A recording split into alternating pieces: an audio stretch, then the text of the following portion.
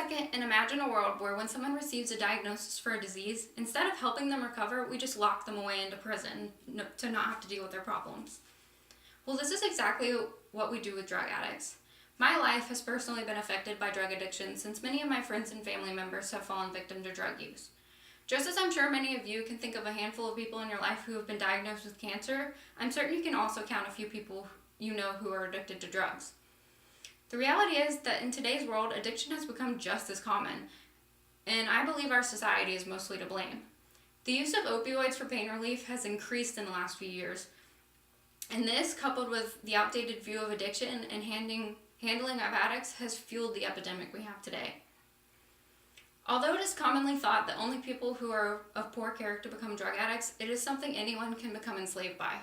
If we stop to think about how drug addiction has rapidly inclined in the last few years and how much the demographic of drug addicts has changed, we can conclude that anyone can become a drug addict.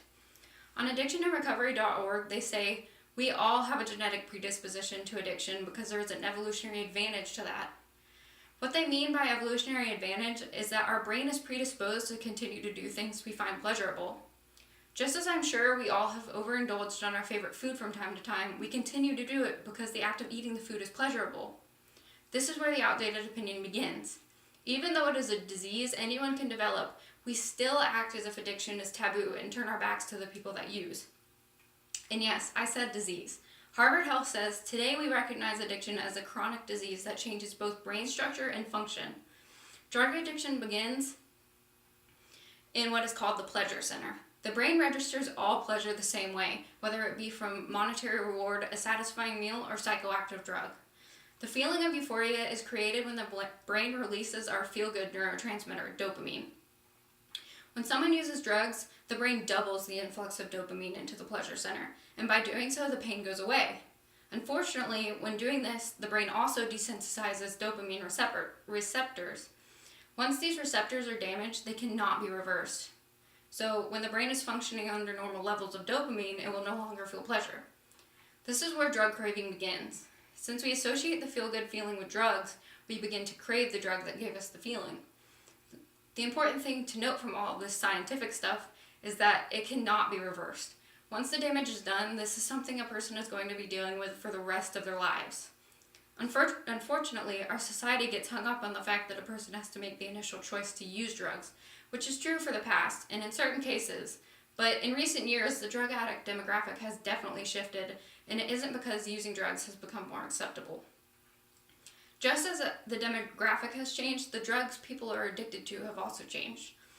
It is more common to see someone addicted to heroin or pills than it is to see them addicted to cocaine. The reason this shift has happened is because a majority of today's addicts began after experiencing a traumatic life event that landed them in the hospital.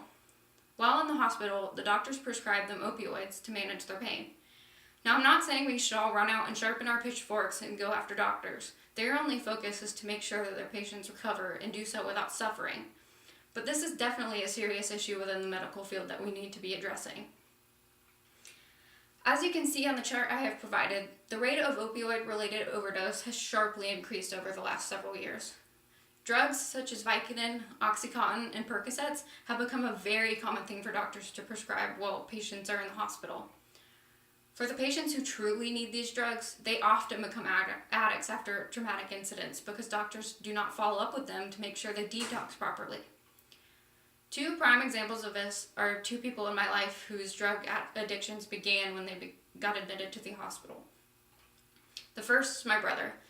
When my brother was 16, he broke his leg in 4 places while riding a skateboard. The doctors put him into a hip-to-toe cast and sent him home with Oxycontin while his leg healed. Once he got his cast off, we thought his suffering was over, but we were completely unaware that he had developed an addiction to the painkillers he was prescribed. After 2 years of hiding his addiction, he overdosed on heroin, the common drug people addicted to painkillers substitute because it's much cheaper and easy to come by. The next person I know that's addiction began this way is Brian Weeks. He is a close friend of mine, and he offered to allow me to interview him about his struggles with addiction. When I asked him about it, he said, "Here I was in a stable career, leading a happy life, and then I got into my motorcycle accident. I quickly lost my job, My family turned their backs on me, and I knew I needed to stop or else I would end up in jail. So I put myself into rehab. But I'm not going to lie that there isn't a day I wake up where I want to use drugs. Brian's been clean for 4 years. Just as my brother, Brian had been leading a normal life, drug-free prior to his accident, but unfortunately became addicted to painkillers that he was prescribed. In order for us to begin to get this epidemic under control, our society is going to need to make a lot of changes. First, we need to pay closer attention to when these people are becoming addicts. I'm certain if we looked closer into many addicts' past, we will find a majority of them began after experiencing a traumatic event. Next, we need to develop a better strategy to handling prescription pain management. Just because a person is sent home healed from their injuries does not mean we need to send them home. Instead, we need to develop programs that help patients detox from the painkillers so that we aren't just sending them home with a drug dependency problem. Lastly, even though these people have become addicted to drugs without making the choice to one day start using drugs, we still treat them as if they are criminals. After the initial damage is done to a person's brain, it's no longer black and white as if someone has made a choice to use drugs. And we as a society continue to point our fingers at people and tell them that it is their fault they continue to use. We continue to lock them up when we find them in possession of illegal drugs and then expect them to return to society after serving their time as changed citizens. In fact, on the NADCP website, they state 95% of people who are incarcerated on drug charges return to using drugs after being released. And they also state that 50 to 60% of drug users commit a new crime, usually drug-driven, once released from prison. Certainly there are not that many individuals inhabiting this world that enjoy being incarcerated so much that they want to continue to commit crimes and return to prison. The true problem is that we do not focus enough on what is causing them to be criminals, and it's their drug addiction. Once we recognize the fact that addiction is a true lifelong disease that will not be cured on its own, then we can begin our society's recovery. Unless a person has committed a crime so horrifying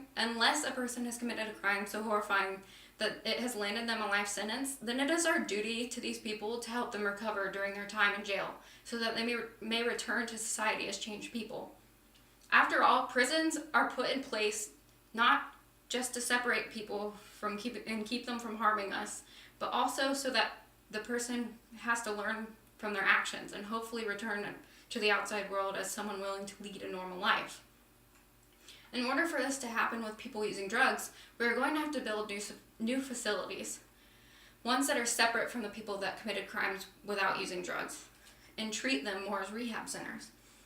We need to work with these people to help them recover from their addictions, offering them programs for recovery and teaching them how to manage their addictions so they return to society with a better outlook on life. By doing this, we can greatly reduce the number of people who return to prison, lower the incarceration rates, crime rates, and drug addiction rates. There are so many ways we can help get the drug epidemic under control, but it all needs to begin with our change in our mindsets. Drug addicts are not just criminals who had nothing better to do with their time. They are people and should be treated the same way as anyone else who suffers from a disease.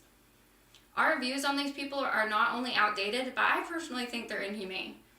We shouldn't be locking people away and ignoring them for taking the prescription drugs their doctors prescribe to them, and then shaming them for not being able to stop when the prescription runs out. They aren't the only ones to blame, and until we realize that, we will continue to bury our celebrities, friends, family members who die after overdose because we turned our backs on them, too ashamed to help them recover.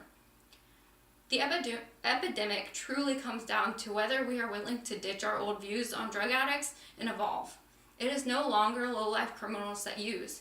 It is our parents, siblings, uncles, and close friends, and they need our help to survive from this disease just as much as our family members who are currently hospitalized do.